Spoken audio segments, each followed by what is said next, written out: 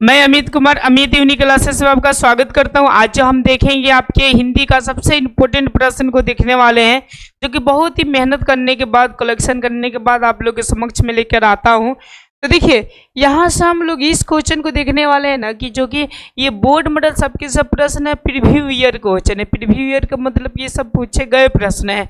अब यहाँ से आप लोग तैयारी करते तो बहुत सारे कंसेप्ट आप लोग को क्लियर हो सकता है। तो चलिए, ये जो है आपका हिंदी के, ये क्लास 10th है हिंदी ऑब्जेक्टिव क्वेश्चन, ये पार्ट नंबर आपका 3 है।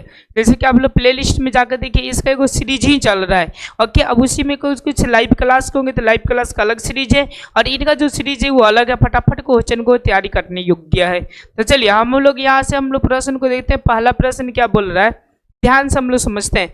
ये पहला प्रश्न बोल रहा है कि हिंदुस्तानी नाम सुनी अब ये ऐसा कुछ लजात पंक्ति किस कविता से उद्गत है, मतलब कौन से कविता से लिया गया है। तो देखिए, यानी किसका नाम सुनी जी, तो हिंदुस्तान नाम सुन करो के सब लोग लजात है, ये कौन से कविता से लिया गया है। तो आपको हमेशा याद होना चाहिए, वो जो कविता है वो अपना स्वदेशी है। क्या है जी, आपका स्वदेशी है। कभी कभी ये प्रश्न कर देता है कि स्वदेशी का लेखक कौन है, तो ये याद रखिएगा हमेशा, स्वदेशी का लेखक आपका कौन से थे, प्रेमघन थे। कौन से थे बाबू, प्रेमघन थे। ओके, यानी ऑप्शन नंबर क्या हो जाएगा, डी इसका राइट आंसर हो जाएगा। अब देखिए, अब थोड़ा मैं अदर ऑप्शन की बात करता हूँ। भारत माता, ओके, तो भारत माता को कौन लिखे थे, सुमित्रानंद पंत लिखे थे। जनतंत्र का अगर जन्म बोले, ओके, थे दिनकर सिंह थे। कौन से, नामधारी सिंह दिनकर थे। ओके, अक्षर ज्ञान का थे। ओके, एक महिला थी जिसका नाम था अनामिका। ओके, समझ में आ गया बातों को। अब चलिए, अब हम लोग 2 नंबर इसका प्रश्न को देखते हैं। 2 नंबर प्रश्न क्या बोल रहा है, ओके, ये बोले कि रसखान किस विषय में प्रसिद्ध थे, मतलब कौन से विषय में ये बहुत ज़्यादा क्या थे बाबू, तो सिद्ध थे। तो ये जो थे आपके सवेया छंद में बहुत बड़का ये क्या थे, प्रसिद्धि प्राप्त किए हुए थे। अब देखिए, कभी कभी क्वेश्चन पूछते रसखान जी जो थे वो कौन से पाठों को रचना किए थे। तो आप लोग हमेशा याद रखिएगा, ये जो रचना किए थे, ये किए थे आपका प्रेम ऐनी श्री राधिका। प्रेम ऐनी कौन सा जी, श्री राधिका के बारे में ये क्या किए थे, तो रचना किए थे चैप्टर को। ओके, यानी ये भी आप लोग याद रखिएगा। चलिए, हम लोग 3 नंबर प्रश्न को देखते हैं। 3 नंबर प्रश्न बोल रहा है कि अमराई का कुआं कहाँ है। जो अमराई जो है उसकी कुआं कहाँ है, ऐसा बोल रहा है। तो 3 का अगर मैं राइट आंसर देखूं, ओके, तो आप लोग हमेशा याद रखिएगा, इसका जो हो जाएगा ये है रास्ते में था। किस में था जी बाबू, रास्ते में, यानी ऑप्शन नंबर क्या हो गया जी, तो सी इसका राइट आंसर हो गया। चलिए, हम लोग 4 नंबर प्रश्न को देखते हैं। 4 नंबर प्रश्न क्या बोलता है, गौर करिएगा। ये बोलता है कि पापाती की उम्र क्या थी। जो पापाती थी उसकी उम्र थी तो क्या थी। तो अगर देखिए, उसकी उम्र जो थी याद रखिएगा 12 वर्ष था। कितने वर्ष था जी, 12 वर्ष था, यानी ऑप्शन नंबर ए इसका क्या हो जाएगा जी बाबू, राइट आंसर हो जाएगा। अब चलिए, हम लोग 5वें प्रश्न को देखते हैं। 5वां प्रश्न क्या बोल रहा है, ये बोले कि सीता रुआसी क्यों हो गई। जो सीता थी वो रुआसु के मतलब ऐसा समझिए कि वो रोने के जैसा मन क्यों बना ली। तो आप लोग हमेशा याद रखिएगा, रोने के जैसा मन इसलिए बना ली थी ना, ओके, कि बहुओं से ओके बहुत बड़ा क्या था, कला था। यानी बहुओं की क्या था जी, कला से, बहुओं के कला से वो कैसा मन बना दी थी, तो रुआइन के जैसा मुंह बना दी थी। अब चलिए, हम लोग 6वां प्रश्न देखते हैं। ये बोला कि 6वां के शुद्ध शब्द है, मतलब इसमें से कौन सा वर्ड जो है वो आपका शुद्ध है। जैसे कि देखिए, ये बोल रहा है कि देखिए, ये पहल का ही वर्ड सबसे शुद्ध है, बाकी सब क्या है जी आपका अशुद्ध है, यानी ऑप्शन नंबर क्या हो जाएगा, ए इसका राइट आंसर हो जाएगा। अब चलिए, अब हम लोग कितने नंबर पढ़ते हैं, 7 नंबर प्रश्न के रूप करते हैं। 7 नंबर हमारा प्रश्न क्या बोलता है, देखिए 7 नंबर हमारा प्रश्न बोल रहा है कि परिश्रम में कौन उपसर्ग है, परिश्रम बोल रहा है। ओके, तो देखिए, उपसर्ग प्रत्यय के मतलब मैं आपको बता दूं, उपसर्ग के मतलब जो पहले लगते हैं और प्रत्यय का मतलब कहाँ लगते हैं, बाद में लगते हैं। गौर करिएगा। ओके, तब परिश्रम बोल रहा है। ओके, तो ये कौन सा जो पहले लग जाए, परी है। ओके, यानी इसका जो राइट आंसर हो जाएगा ऑप्शन नंबर ए हो जाएगा, परी हो जाएगा। चलिए, हम लोग 8 नंबर प्रश्न को देखते हैं। 8 नंबर प्रश्न क्या बोलता है, ये बोले कि खाली हाथ खाली होना मुहावरे का अर्थ है, मतलब कि किसी का हाथ खाली हो जाए। लोग कहते हैं नहीं कि अभी मेरा हाथ खाली है, ऐसा। अभी तो फिलहाल में आपको मार्कर दिखाई दे रहा है, लेकिन ये मुहावरा हाथ खाली के मतलब कुछ दूसरा अर्थ निकलना, यानी जब हम लोग पैसा मांगने जाते हैं तब ये वाक्य आता है। ओके, तब पैसा मांगने जाते हैं, बोलते हाथ खाली है, मतलब क्या पैसा नहीं है, कहने का मतलब ये सेंस हो गया। ओके, तो ऑप्शन नंबर सी में देखिए ना, पास पैसा ना होना, यानी ऑप्शन नंबर कौन सा हो जाएगा, सी इसका राइट आंसर हो जाएगा। चलिए अब हम लोग 9 नंबर प्रश्न को देखते हैं। हाँ, मैं आपको बता दूं कि पार्ट 3 में आपका 30 क्वेश्चन को कवर करने वाले हैं। कितने क्वेश्चन को कवर करने वाले, 30।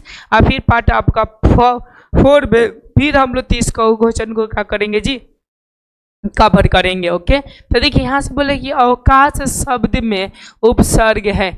उपसर्ग के मतलब कि पहले जो जुटा है, तो कौन सा जुटा, आओ जुटा हुआ है। कौन सा बाबू जुटा है, आओ। तो 9 का जो राइट आंसर हो जाएगा वो ऑप्शन नंबर क्या हो जाएगा, बी हो जाएगा। ऑप्शन नंबर कौन सा हो जाएगा, बी इसका राइट आंसर हो जाएगा। ओके, आपको समझ में आ रहा है अच्छी तरह से।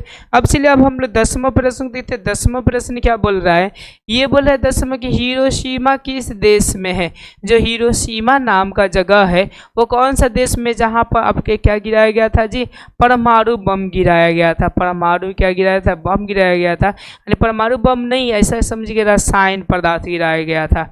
रासायनिक पदार्थ यानी हथियार को क्या किया गया था, गिराया गया था। ओके, ये बहुत ही घातक हथियार था। ओके, तो ये कौन सा देश में है, तो ये है जापान। कौन सा देश में है जी, जापान के देश में है। ये पाठ भी है जो अज्ञाई जी का की है, बहुत अच्छे तरह से लिखे हुए हैं। 11 नंबर हम लोग प्रश्न को देखते हैं। 11 नंबर क्या बोल रहा है कि बहादुर अपने घर से क्यों भागा था। जो बहादुर था वो अपने घर से क्यों भाग गया, इसका प्रमुख कारण क्या था। तो याद रखिएगा उसका कारण ये था कि उसकी माँ ने, माने जब थी बहादुर ने ओके भैंस चराने गया था तो भैंस कुछ काम कर दी थी, जिसकी वजह से बहादुर भैंस को बहुत पीटा था। और उसकी मम्मी उठी तो यूँ समझिए उसको बहुत पीट दी। ओके, समझ रहे हैं आप लोग बातों को। ओके, तो देखिए इसका जो राइट आंसर हो जाएगा ये हो जाएगा, माँ की मार के कारण वो क्या किया था, तो भागा हुआ था। यानी ऑप्शन नंबर कौन सा हो जाएगा, सी इसका राइट आंसर हो जाएगा। ओके, चलिए अब हम लोग 12 नंबर प्रश्न के रूप करते हैं। 12 नंबर प्रश्न क्या है, जरा ध्यान से हम लोग समझते हैं। देखिए 12 नंबर प्रश्न बोल रहा है कि बिरजू महाराज यदि महाराज किस शैली में नर्तक है। यानी नर्तक का मतलब मैं बता दूं, ओके, डांस करना। नर्तक का मतलब क्या करना जी बाबू, डांस करना। ओके, तो वो किस में थे सबसे ज़्यादा। ओके, तो वो जो सबसे ज़्यादा थे याद रखिएगा ये कथक में थे। किस में थे जी बाबू, ये कथक में थे। इसका जो राइट आंसर हो जाएगा वो ऑप्शन नंबर डी हो जाएगा। ओके, चलिए हम लोग नेक्स्ट प्रश्न के रूप करते हैं। ओके, 13 नंबर प्रश्न क्या बोल रहे हैं, समझते ध्यान से। ये बोले कि अशोक वाजपेयी का जन्म कब हुआ था। अशोक वाजपेयी जो थे उनका जन्म ये कब हुआ था। तो अगर हम 13 नंबर के आंसर की रूप करें तो इनका जो जन्म हुआ था 16 जनवरी 1941 ईस्वी में हुआ था। कब हुआ था जी, 16 जनवरी 1941 में हुआ था। अशोक वाजपेयी जो पाठ का लिखे हुए थे उसका नाम क्या था, आविनियो। नाम क्या था जी बाबू, आविनियो इसका नाम था। ओके, यानी ऑप्शन नंबर क्या हो जाएगा, ए आपका राइट आंसर हो जाएगा। चलिए अब हम लोग 14 नंबर प्रश्न को देखते हैं। ये 14 नंबर प्रश्न क्या बोल रहा है। ओके, 14 नंबर जो प्रश्न बोल रहा है कि विलनव्य क्या है। विलनव्य क्या था, तो एक प्रकार की ये छोटा सा गांव था। तो एक छोटा सा क्या होना जी, गांव होना। ऑप्शन नंबर क्या हो जाएगा, बी इसका राइट आंसर हो जाएगा।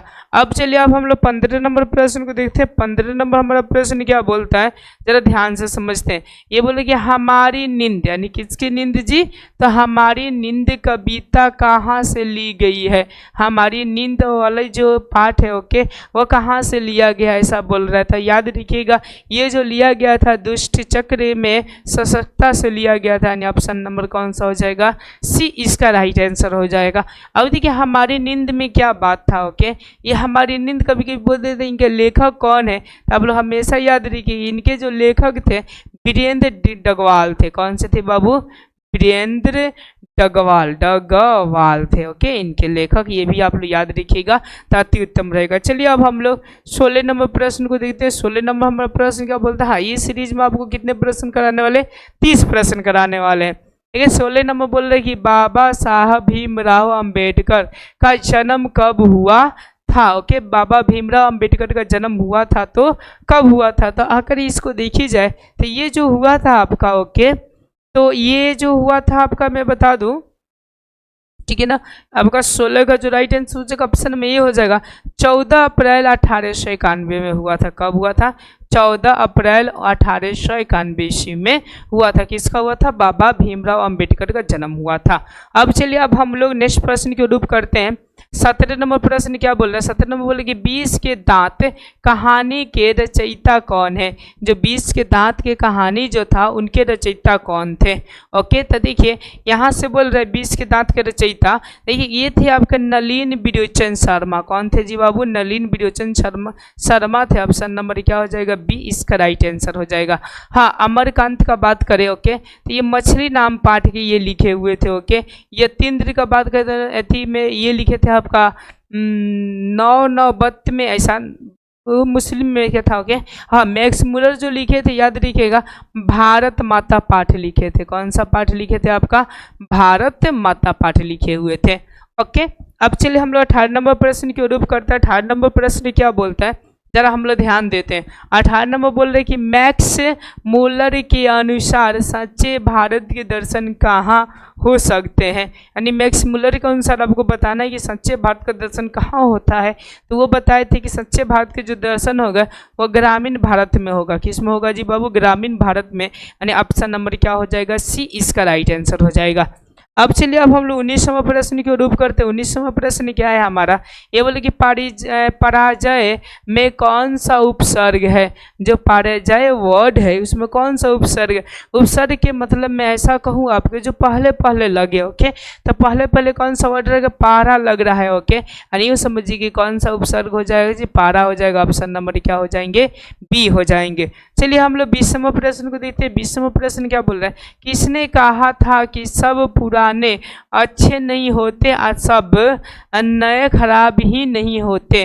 ओके, मतलब सब पुराने हमेशा अच्छा भी नहीं होता और सब नए हमेशा क्या होता है? अच्छे भी नहीं होते। ऐसा तो कौन कहा थे? तो आपकी ये कालिदास कहे थे। क्या कहे थे जी बाबू? कालिदास। ऑप्शन नंबर क्या हो जाएगा? डी इसका राइट आंसर हो जाएगा। अब चलिए हम लोग 21वां प्रश्न को देते हैं। 21वां प्रश्न बोल रहा है कि अमृत का पर्वची है। अमृत का पर्वची क्या है?